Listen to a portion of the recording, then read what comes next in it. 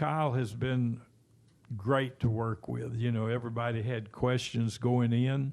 I love a driver that don't like to lose. And we've worked hard. We've got some exciting things coming up. He and I are both alike in one area, that we don't like to lose. We want to win races. I still think that Kyle will win him a championship, and we want it to happen at RCR, and that's our plans. We got a lot of new things coming.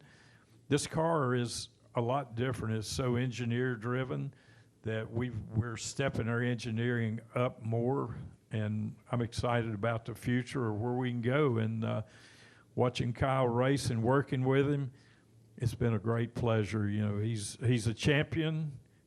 Here's a guy that's won over 200 NASCAR races. His career is not even close to being over.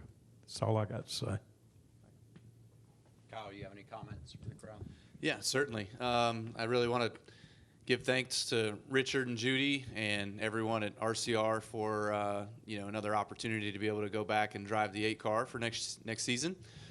Certainly echo Richard's statements on, there's a lot of things happening behind the scenes, and it's a great place to be, a great place to work, great atmosphere, and a lot of grit and determination with a lot of people up there in Welcome, North Carolina. So, we have certainly had our battles. It's been fun, but yet challenging. It definitely isn't easy. This sport is very, very tough, very, very close and challenging, and being able to score those wins and compete for those each and every week. And we know those areas in which we can improve, both behind the wheel, on pit road, in engineering, all of the above. So, this is just the pinnacle of that, and, hope to continue to build on our successes that we've been working towards for, the last 2 years. Sky Springer Race Face Digital. I'm curious, Kyle, last year, was the first time you didn't get a win in a season. You're staying with RCR again. How hard have you been working specifically at RCR, whether it be at the shop, behind the wheel simulator, things like that? What's some of the stuff that you've been doing as a driver, ever since last season, to try to find that little bit of extra speed? Because the talent's obviously still there. The speed's been there a lot too. What have you been doing to try to find that missing piece to finally get back in victory lane? And also to Richard, what's some of the stuff that you've been overseeing that you've seen improvements in to get more speed week in, week out with Kyle and Austin? They've both been running good, to get either of them back in victory lane. Yeah, I think the speed has been there. More and more we continue to work on that and get that closer to where it's consistent speed. I feel like there's times in the race where we do have, top speed, but it's not the whole race, so we've got to work on beginning to end and being able to put everything together. So that's a big part of what you see a lot of these guys that are winning right now that are capable of, is they're just good from start to finish. So that's a big piece of what we're doing. As far as the workload has never been higher, that's for sure. There's a lot going on, whether it's team meetings or meetings with upper management, things like that. Obviously, each week we do our driver debriefs. Each week we're in the simulator, whether it's for GM or whether it's for ourselves and our own race team, and trying to factor in much of the simulation and making that better.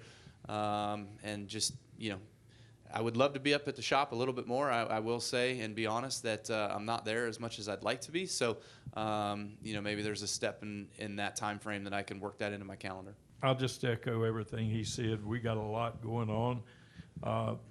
The small details on these cars mean so much, and that's where we've got to work more and more and concentrate on the small details. Everything's so close that the small details make the difference, and that's one of the areas we're working on. Jordan Bianchi, The Athletic. Question for both of you. Mentioned the option. Has there been conversations and about maybe extending this past 2026, and where do those things stand? I think Mike and he talked about it. We always wait till we get started the following year, or maybe later this year. We'll be discussing the future, and there's a big future there for Kyle.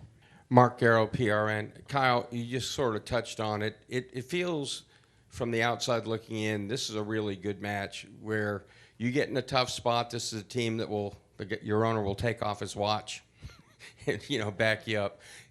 Have you had that kind of comfort that this team is truly behind you? Yeah, no, definitely, absolutely. I think Mike said that a little bit, and then I've kind of echoed that a little bit. Where it is a place where I enjoy working with those that are there that I get to work around each and every week. The race team guys and stuff like that. It's definitely not due to lack of effort. I will say that. There may be some things where we can be a little bit better on here or there, a little bit smarter on here or there. Sometimes it's not work harder, but work smarter. And so we're definitely finding some of those key points. We had some turning points last season. Nashville, I remember being a distinct turning point, and then after the summer break, being another one that we've been able to come out of those a bit stronger, and so we're continuing to build on those.